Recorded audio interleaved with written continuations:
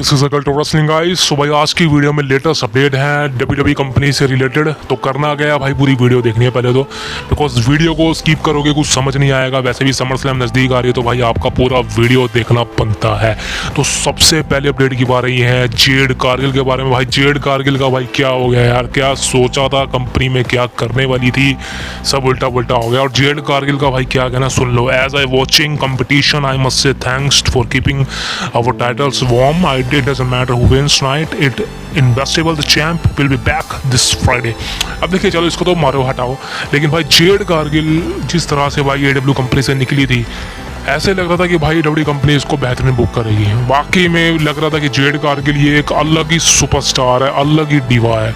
और सही कहना चाहता हूँ यार, आज फाइनली मैं जेड कारगिल को देखता हूँ, मुझे उतना मज़ा नहीं आता, मुझे देखने का मन नहीं करता। एक समय था भाई रॉयल रंबल में मेरे परकच्चे उड़ गए थे, रोंगटे खड़े हो गए थे जब मैंने इसकी एंट्रेंस देखी थी रॉयल रंबल के अंदर, और क्या इसको पोप मिला था भाई।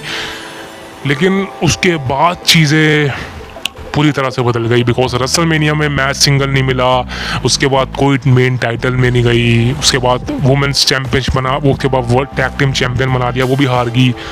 बियंका ब्लेयर के साथ क्यों इसको डाला हुआ है मुझे अभी तक समझ नहीं आ रहा भाई कुछ समझ नहीं आ रहा। जेड कारगिल का सोचो समर स्लैम में एक मैच भी नहीं, अभी तक तो भाई डब्ल्यू कंपनी ने इसको सिंगल बुक ही नहीं किया।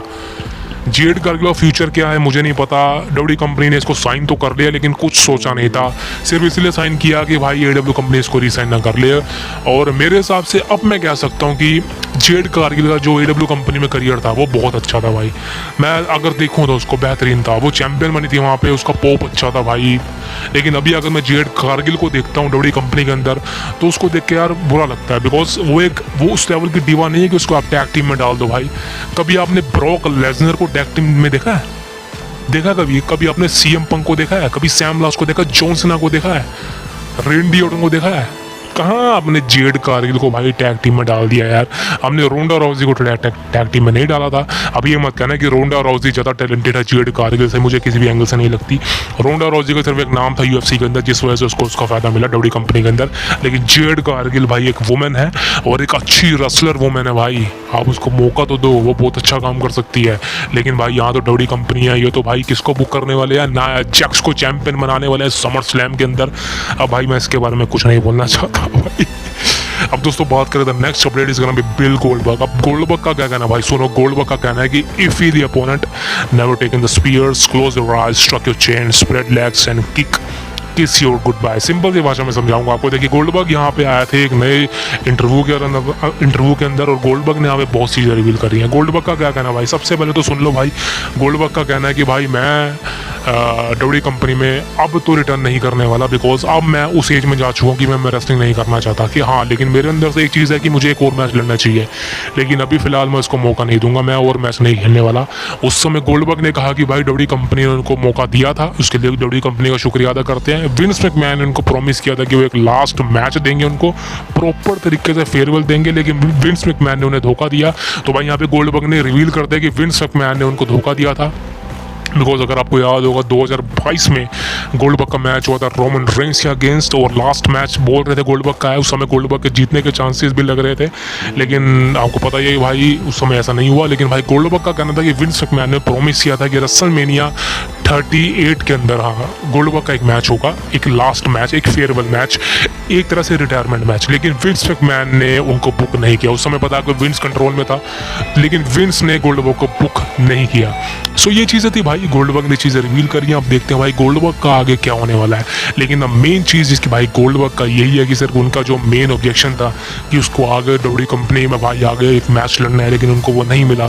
So this is a main attraction, this is a main highlight. So main objection इस गोल्डबर्ग का भाई ये कहना है कि चीज़ें कहीं ना कहीं उनके अकॉर्डिंग नहीं चल पाई, चीज़ें कहीं ना कहीं बेहतरीन नहीं हो पाई। But the main objection is gonna be Goldberg का जो लास्ट मैच था वो अब कभी भी आपको देखने को नहीं मिलने वाला। सो मैं सिर्फ ये कहना चाहता हूँ कि भाई अगर आप गोल्डबर्ग का एक मैच देखना चाहते हो दोबारा से कंपनी के अंदर, तो भाई हो सकता है कि आपकी ये मनोकामना पूरी ना हो, बिकॉज गोल्डबर्ग आप फिलहाल कभी भी रेसलिंग नहीं कर पाएगा, वो करना ही नहीं चाहता, सिंपल सी बात है। इसके बाद दोस्तों गोल्डबर्ग ने एक और चीज़ रिवील करी है। गोल्डबर्ग ने कहा है कि अंडरटेकर के साथ उसका जब मैच हुआ था सऊदी अरेबिया के अंदर, भाई वो एक डिसअपॉइंटमेंट थी। आपको याद ही होगा कि भाई अंडरटेकर का उस समय करियर ही खत्म हो गया था पूरी तरह से, अंडरटेकर की नेक खत्म हो गई थी भाई, आपको पता ही होगा।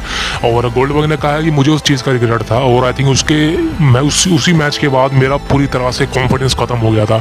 मैं रेसलिंग ही नहीं करना चाह रहा था, एक तरह से मैं उसको अपना लास्ट मैच मान के चल रहा था, बिकॉज मैं सोच रहा था कि फैंस क्या सोचेंगे इस बारे में मेरे इतने घटिया परफॉर्मेंस के लिए। और खासकर अंडरटेकर ने भी जो भी चीज़ हुई है वो, तो उसके बाद मेरे और अंडरटेकर के रिलेशन भी थोड़े बहुत ऐसी वैसी हो गए थे, बिकॉज उस समय हम दोनों उस एज में नहीं थे कि हम दोनों बेटर रेसलिंग कर पाए। हाँ, मैं अपने आप को ज़्यादा एज का तो नहीं मानता, लेकिन आपको तो पता भाई, गोल्डबर्ग हमेशा कहता है कि भाई वो जितना ही बड़ा हो जाए वो हमेशा शेर रहेगा, समझ लो। वही कहावत है भाई, शेर बूढ़ा हो जाए लेकिन रहेगा तो शेर ही, सिंपल सी बात है गोल्डबर्ग की।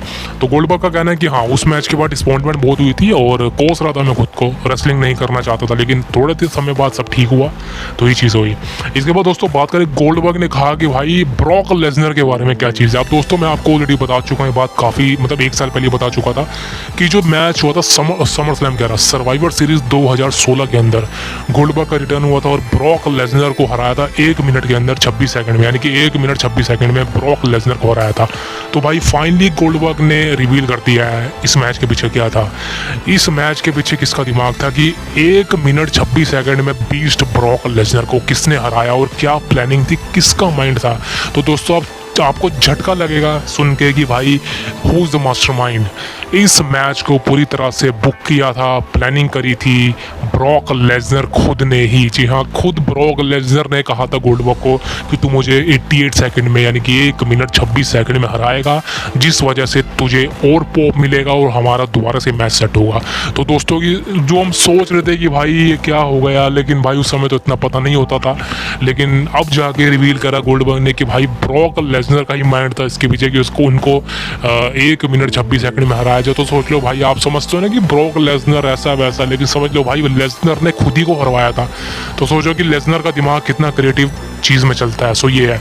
इसके बाद दोस्तों बात करी गोल्डबर्ग ने AEW कंपनी में जाने की, टोनी खान से बात करने की। तो गोल्डबर्ग ने कहा था हाँ, टोनी खान से मेरी बात हुई थी, लेकिन बहुत समय पहले हुई थी, लेकिन मैं वहाँ जाना नहीं चाहता, क्योंकि सही कहूँ तो मैं एक ऐसे इन्वायरमेंट में जाता हूँ जो मुझे पसंद है। और WWE कंपनी में जब मैं आया था उस समय इन्वायरमेंट मेरे लिए नया था, कोई मुझे जानता नहीं था पर्सनली, लेकिन उस समय आके ब्रॉक था, अंडरटेकर था, जॉन सीना था, ये सब मैं इनको पहले से जानता हूँ, तो इस समय मेरा मोल अच्छा था। लेकिन AEW कंपनी के अंदर वहाँ ऐसा कोई नहीं है जिसके साथ मैं ट्रेड कर पाऊंगा। और AEW कंपनी ने मुझे कांटेक्ट किया था तब जब स्टिंग का लास्ट मैच था। आपको याद होगा रेवोल्यूशन के अंदर स्टिंग का लास्ट मैच था, उस समय रिमोर भी था कि टोनी खान ने गोल्डबर्ग को बुलाया है स्टिंग के फेयरवेल के लिए, और गोल्डबर्ग ने रिवील किया कि हाँ ये ऐसा हुआ था। लेकिन टोनी खान ने उनको सिर्फ फेयरवेल के लिए बुलाया था, कोई कॉन्ट्रैक्ट ऑफर नहीं दिया टोनी खान ने, कोई पैसा वगैरह ऐसा नहीं दिया। और गोल्डबर्ग का कहना है कि देख यार, मैं फेयरवेल के लिए जाऊँगा तो मेरा भी तो फ़ायदा होना चाहिए ना, ओवरऑल मैं एक रेसलर हूँ, मेरा भी नाम है ना, कुछ मुझे पैसा मिलना चाहिए, लेकिन मुझे सब मिलना चाहिए। तो दोस्तों भाई टोनी खान ने गोल्डबर्ग को फ्री में बुला लिया था कि आजा आजा आजा, तेरे भाई स्टिंग को फेयरवेल दे दे उसके आखिरी मैच में। ये तो वही बात होगी कि भाई शादी में बुलाया और शगन का कार्ड नहीं लिया ऐसा तो नहीं होता। तो समझ लो भाई ये चीज़ें होती है। लेकिन फाइनली दोस्तों गोल्डबर्ग का एक तरह से अभी फ़िलहाल देखा जाए तो भाई रिटायरमेंट हो चुका है। गोल्डबर्ग का यह कहना है कि भाई मैं अपने आखिरी मैच से संतुष्ट तो नहीं हूँ, मुझे एक और मैच लड़ना है, अभी भी लड़ना है, लेकिन वो समय अब नहीं है जो मैं चाह रहा था। मतलब सिंपल सी बात है भाई, गोल्डबर्ग ने कहा है कि मेरे ट्रिपल एच के साथ रिलेशन ठीक नहीं है। जी हाँ, गोल्डबर्ग और ट्रिपल एच के रिलेशन आपको पता है सही नहीं है, ये बात हमेशा से आप जानते हैं, बिकॉज ये सारी चीज़ें पहले से ही शुरुआत हो रखी हैं बहुत साल पहले से।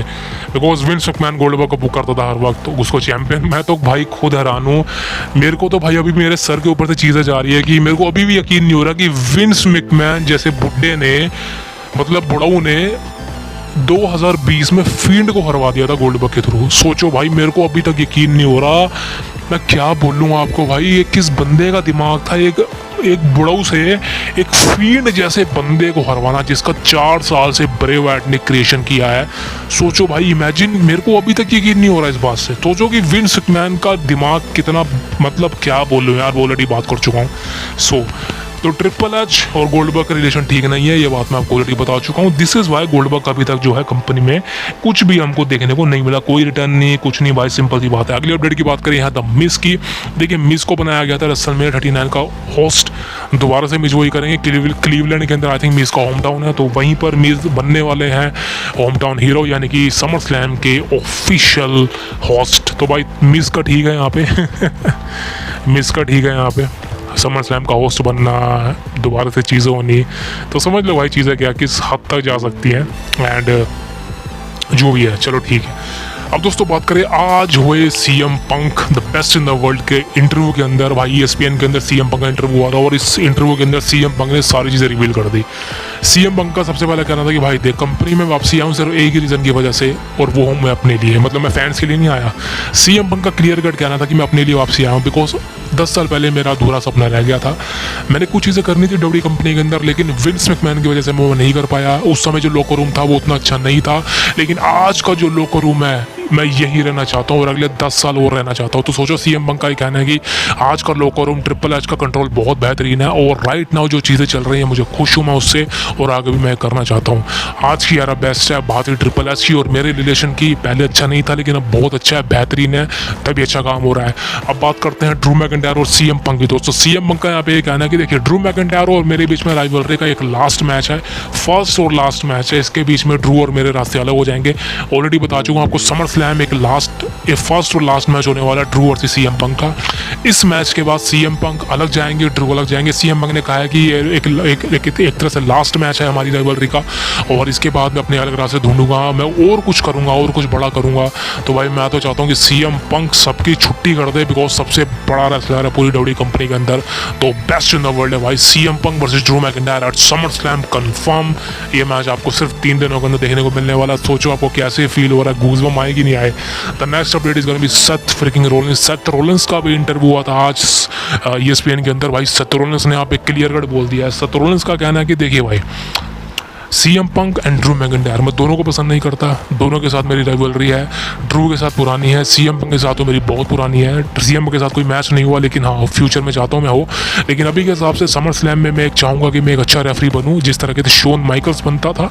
आज मैं वही चाहता हूँ कि मैं अच्छा रेफरी बनूँ समर स्लैम में, और दोनों के बीच में जो मैच होने वाला उसके बीच में एक निष्पक्ष फैसला मैं लेके आ पाऊँ। दोनों के बीच को जो राइवलरी है उसको यहीं ख़त्म कर पाऊँ। As a special guest referee first time मैं काम कर रहा हूँ और बेहतरीन करूँगा।